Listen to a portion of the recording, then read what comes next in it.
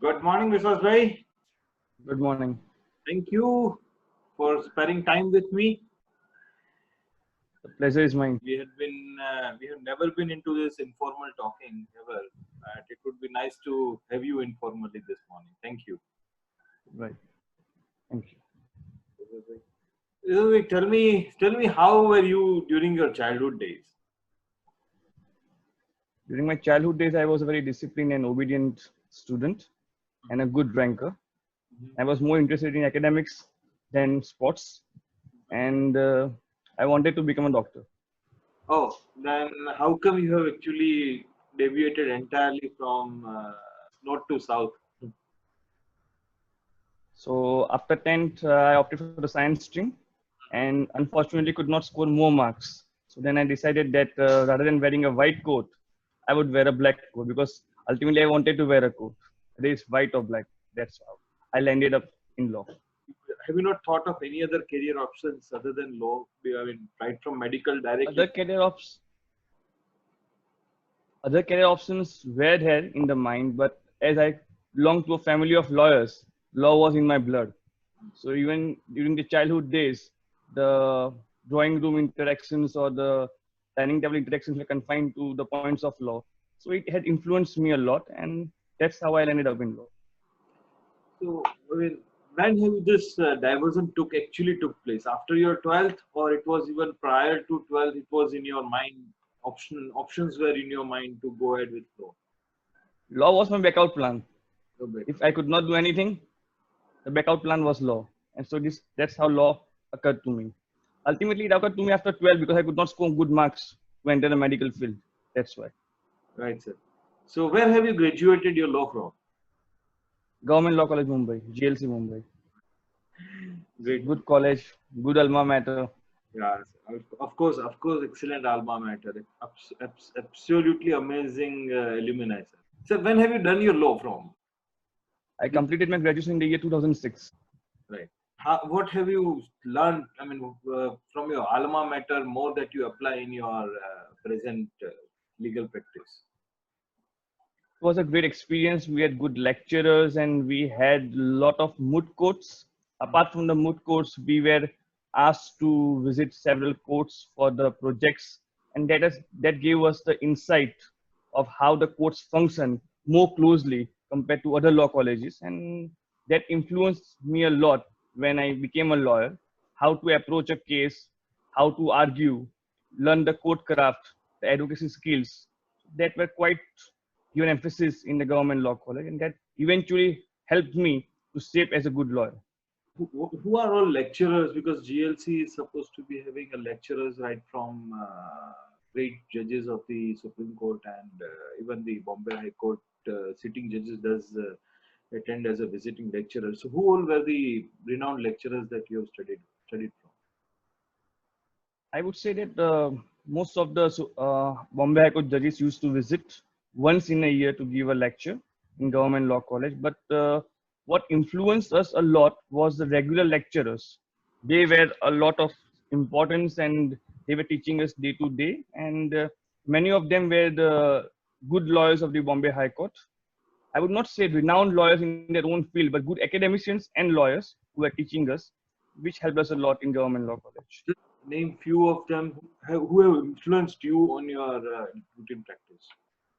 I would only name one, Mr. Pithawala. Mr. Pithawala used to teach us contracts in government law college, and he was a very nice lawyer. Apart from being a nice lawyer, he was a very good academician also. Hmm. Because I think that every good lawyer cannot be a good academician, and a good academician may or may not be a good lawyer. That's why. So, any changes that you find in the legal education after this passage of 13 years of time since you passed out? Lot of differences and changes have taken place for the good. More and more focus on the moot courts, more and more focus on the court proceedings, or even if the student wants to opt for non-litigation, how to approach a contract, the drafting. More focus is there, more emphasis is there on the practical aspects and the theoretical aspects, which was there about 13, 15 years ago. I think that's a welcome change, and more focus on that will help us to produce good and good lawyers. So anything that you still require that legal education shall undergo a change on in our country? On my perspective, I think that there should be less focus on theory, more focus on practical aspects, more and more court projects, more and more actual visits to the MNCs who are more particularly operating across the jurisdictions, so that the young lawyers can understand what are the issues which occur to the companies and the corporates on a day-to-day basis. Right, sir. That will help them to save them as good lawyers. So, what do you advise the upcoming students who will be now passing who will be graduating now from the law colleges? What do you advise them? Should they actually join corporate field where they actually earn a huge amount compared to what we get in litigation in the initial stage? My advice to them will be very clear: to follow their own heart. If they want to have a relaxed life comparatively, they must go for corporate world. If they want to enjoy the real advocacy skills, then they should opt for advocacy. So it depends on the perspective and the perception of each and every individual. Both are good in their own ways. Whatever a person likes, he should opt for what he thinks fit. Otherwise, both the fields have their own charm and own luxury. Comparatively, they have a good life because they work Monday to Friday only for limited hours. Saturday, Sunday is off, and they get at least a secured monetary aspects every month, which is not there as far as litigation is concerned. So it again depends upon the perspective of a particular lawyer whether he wants to have a relaxed life comparatively, or wants to have a jam-packed life like 11 to 5 in the courtrooms, again 6 to 9 in the chamber, and then again to research for the new case laws, which is perhaps not every lawyer can cope up with that kind of pressure. That's why So, how have you started your practice, and where you be attending courts while you were in college? I started attending the courts from the first year of Government Law College, Mumbai. I was attending the Desh Recovery Tribunal, other tribunals, and we were on the several projects of the Government Law College. So we were visiting the courts, and companies also, courts also, prisons also. That gave us a good insight of how the litigation and even the non-litigation field is all about. As far as post graduation is concerned, I joined the chambers of my father, and I learned the court craft and the advocacy skills with my father only in his chamber, and that helped me to shape as a good lawyer. And I did a couple of matters in the trial court also. Right, sir. Vishal, what do you advise to the students who will be graduating now, whose parents are actually having sound practice? Do you advise them to be with their parents initially, or would they be benefited if they work with some other advocates? That again depends upon the perspective. If they have the feeling that they can learn good things from the chambers as a junior, so you may be in the chambers of your father, but if you work actually as a junior, then you can learn good things. But if you always think that you are in the chamber of your father and you have the luxuries of this and that, or you are a privileged kid, then you may not be able to learn. So in that scenario, they should opt for a good senior, and particularly of that field in which a particular person wants to specialize. But if otherwise, if you are inclined to join the chambers of your father or any other relative, but as a good student of law, then there's no problem according to me. Right. The dedication and devotion has to be there. So when have you actually independently appeared before the court, and how was your feeling then? I joined the chambers of my father in the year 2006, and my first brief came to me as an independent lawyer after about a year. And at the same time, I was in the chambers of my father, but it was my first independent brief, and that shaped me as a good lawyer because I had to do the drafting, the interaction with the client, arguments, everything. That's why. No, sir, my question was something different. How was your feeling while you had appeared before the court for the first time?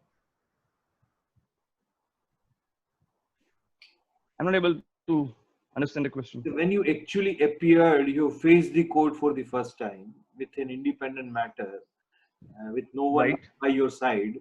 How was your feeling? right. How you prepared for that first appearance, and how were the butterflies in your stomach then? Every I always believe that whenever it's your first independent brief, a lawyer will be somewhat nervous. And same thing with me also, I was nervous, but I had a good bench, a good judge who was a patient listener and who gave me a patient hearing. So irrespective of the outcome, I was able to urge my points, argue my points in a proper way. And I think that it was a good start to shape my litigation career. So, any specific matter that you would like to share with us, which has actually transformed your career or your attitude towards legal profession? I was appointed as amicus curiae in the matter of Gulrukh Gupta, the matter of a Parsi lady who had married a Hindu and who wanted access to the fire temple. So that was one of the cases which came across to me as a amicus curiae in Gujarat High Court. I had the occasion to assist a three judges bench of the Gujarat High Court. So it was one of the experiences which has helped me a lot to learn the intricacies of several enactments and assist the court. And I think that that case has a lot of influence in my career to shape me as a good lawyer. Right, sir. So, whom do you construe your idol or a mentor to be? If I have to choose my mentor or idol to be in the field of law in Gujarat High Court, I would look upon the learned Advocate General Mr. Kamal Trivedi, former Advocate General Mr. S.N. Selat, and Mr. Oza, who is the president of the Gujarat High Court Advocates Association. And everyone has their own special things, which I think one should learn from them.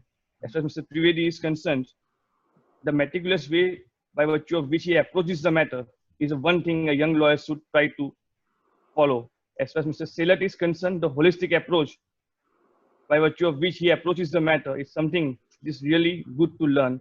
As far as Mr. Oza is concerned, he always thinks on his feet, and it is really a pleasure to watch for a young lawyer how to learn the court craft and the advocacy skills from Mr. Oza. I think these are the seniors to whom I look upon, and I try to follow their own good practices and follow that in my own career also. Because whom do you actually attribute your success to? Any specific persons or clients or seniors you would like to attribute whatever you have achieved by now, whatever you are at the stage by now? It's always, I think, the good blessings of the God and the seniors. And as far as the clients are concerned, I think that the clients are not permanent. They come and they go. But the good efforts, the hard work which you put it in a brief, to be honest to the brief, be honest to the matter, and argue your matter to the fullest of your ability will help us in a long way to be a good lawyer. Because how do you prepare a matter? How do you prepare the raw brief which is coming to you?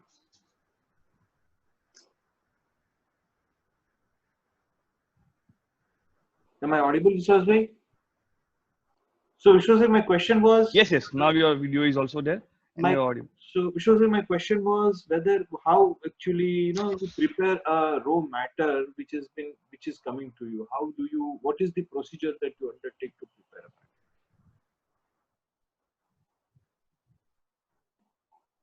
The first thing, how to approach and how to prepare a matter is to have a good interaction with the client.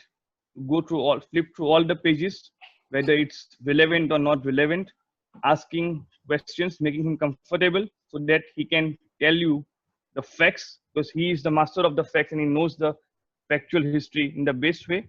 Then to prepare the dates and events. After the dates and events are prepared, then to draft a petition and then add the legal grounds in the petition, and then sharpen the petition after it is ready, after it is vetted, to make it more lethal as far as the legal grounds are concerned. And apart from the legal grounds, also to focus on some precedents of the Supreme Court or the High Court in that particular field. So how do you research? What method you take to undertake to research a matter?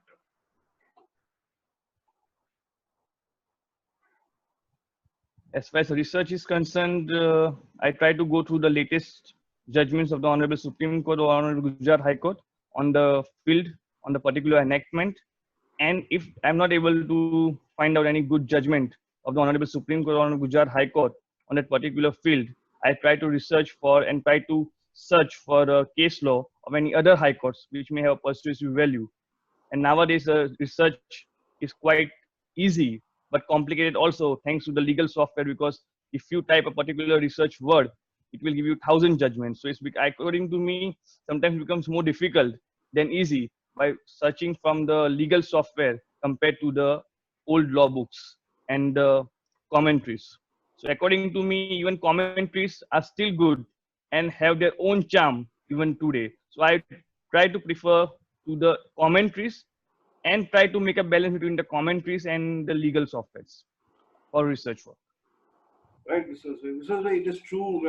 Now legal software has made the things quite complicated. But what method should one adopt to make it simplified?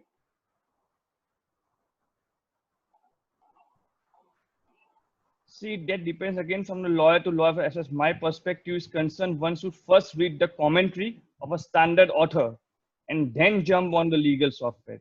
Right. Directly jumping on the legal software may not be doing that good to a young lawyer, because he will be completely confused with 1,000 case laws, and he will not be able to then find out which is the relevant case laws for the relevant field of his own matter. That's why. Right, sir. Vishwas bhai, how do you actually start your day and what is your daily routine?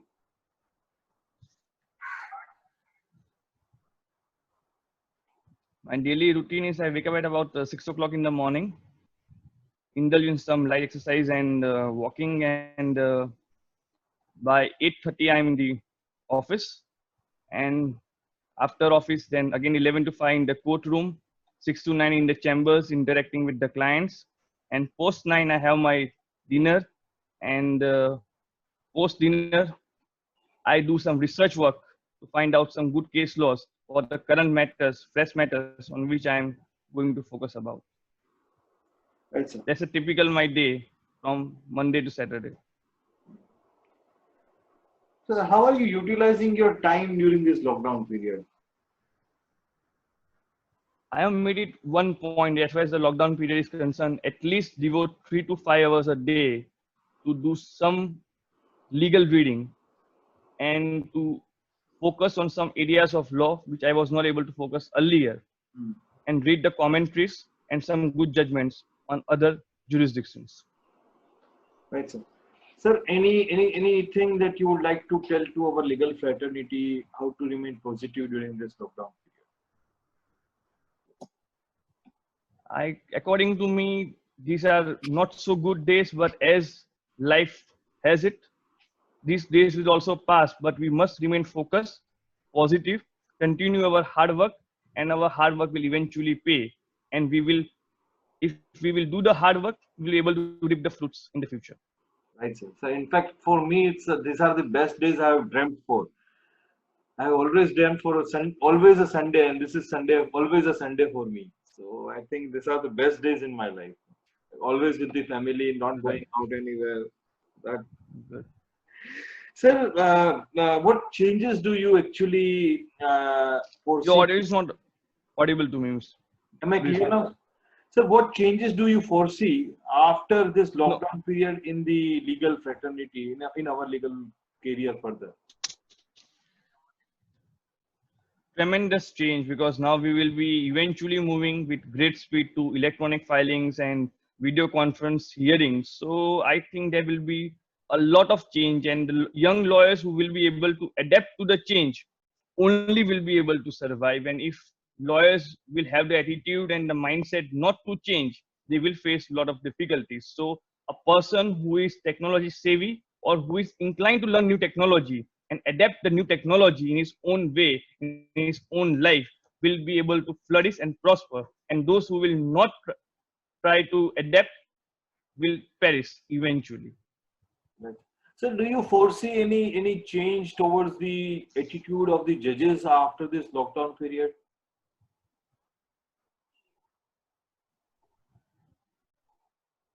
I think that post the lockdown, more and more there will be virtual court hearings to video conferencing, and so there will be some sort of cap as far as the oral hearings are concerned, which according to me will be a welcome change that will help us to have more disposals in a limited time slots. So those lawyers who are precise, who are to the point, and who only cite the relevant case laws will be able to have a good practice, and other lawyers who have the old attitude of going arguing and arguing will not be able to flourish as far as post lockdown is concerned. Right, sir. So thank you very much, Mr. Bhai. It was excellent conversation with you. Thank you very much. Pleasure is mine. Thank you. Good day. Good day, sir.